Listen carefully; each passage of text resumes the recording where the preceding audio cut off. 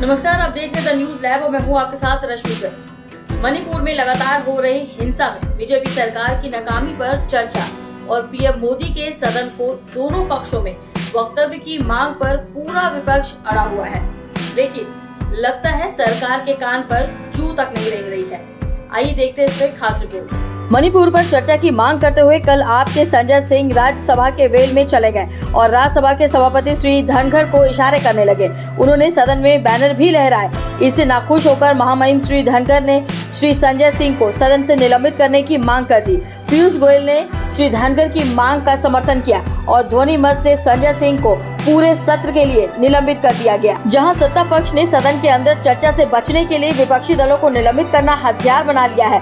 इसके लोग सदन के बाहर अमर्यादित भाषणबाजी करते नजर आते हैं। बीजेपी के मनोज तिवारी ने कल कहा है कि विपक्ष के लोग चर्चा से भाग रहे हैं। विपक्ष के लोग नामर्द है, अगर उन्हें हिम्मत है तो वो सदन में चर्चा करें। ये बड़ी मजेदार बात है कि जहां मनोज तिवारी लोगों को चर्चा के लिए हुंकार भर रहे हैं, वहीं पीएम मोदी सदन के अंदर बयान देने से बचते नजर आ रहे हैं। इस पर चुटकी लेते हुए कांग्रेस की सुप्रिया श्रीनाथे ने कहा कि सदन में प्रधानमंत्री के बयान की मांग नैतिकता है। ये सदन है, अखाड़ा नहीं, जहां आप मर्दानगी के कसीदे पढ़ रहे हैं। मैं आपकी प्रतिष्ठात्मक सोच पर थूकती हूं। अब जब आपने कह दिया है तो नापुरुषता असल में घर से भागने में है। पीएम को साहस जुटाना चाहिए और सदन में मणिपुर पर बोलना चाहिए। विपक्ष दल लगातार यह इल्जाम लगा रहे हैं कि उनके लोकतांत्रिक अधिकारों का सदन के अंदर हनन हो रहा है, उनकी आवाज को दबाया जा रहा है। एक रिपोर्ट के अनुसार जुलाई 2022 तक 139 सांसदों को निलंबित किया जा चुका है और ये संख्या बढ़ रही है। बीजेपी के 7 सालों में यूपीए के शासन की तुलना में सांसदों की निलंबित करने की घटना में 170% की बढ़ोतरी हुई है।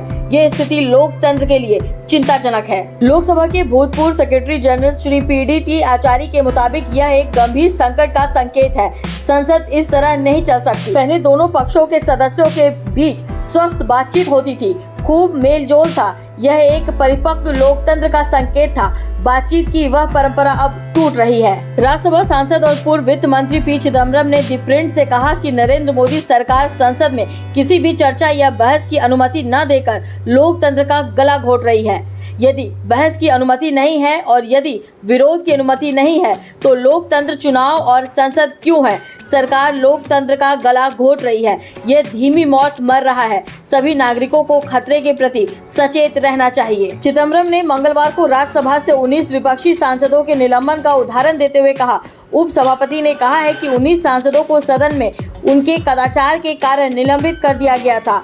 उन्हें पूछना चाहिए था कि सरकार के किस आचरण के कारण कथित कदाचार हुआ। सरकार संसदीय नियमों और परंपराओं को गंभीर नुकसान पहुंचाने की दोषी थी जब उनसे मूल्य वृद्धि, जांच एजेंसियों के दुरुपयोग और गुजरात में जहरीली शराब त्रासदी पर बहस के लिए सहमत होने से इनकार कर दिया। ऐसी हठ धर्मिता के सामने विपक्ष के पास सदन के बाहर और अंदर विरोध करने के अलावा क्या विकल्प है? अब इस पूरे घटनाक्रम में जो भी दोषी हो, लेकिन नुकसान लोकतंत्र का है, नुकसान देश का है, जहां बिना बहस के कानून पास हो रहे हैं। नुकसान जनता का है, जहां किसानों को, अल्पसंख्यकों को, नौकरी के संग्रह कर रहे नौजवानों को महीनों सड़कों पर बैठना पड़ता है कानून को वापस कराने के लिए। आइए इस कविता से अपनी बात को खत्म करते हैं। अरसों बाद मिले हो, आओ बैठो ना कुछ बात हो जाए। बहुत चली लफ्जों की बरसात, चलो अब कुछ खामोशियां बांट ली जाए। आओ पलटे पुरानी तस्वीरों को, मिलकर गुजरा जमाना याद आ जाए। अरसों बाद मिले हो, आओ बैठो ना कुछ बात हो जाए। बहुत चली लफ्जों की बरसात, चलो अब कुछ खामोशियां बांट ली जाए। आओ पलटे पुरानी तस्वीरों को, मिलकर गुजरा जमाना याद आ जाए। ना हम होंगे ना कोई सबब होगा, यार मेरे किस्मत तुम्हारी आबाद हो जाए।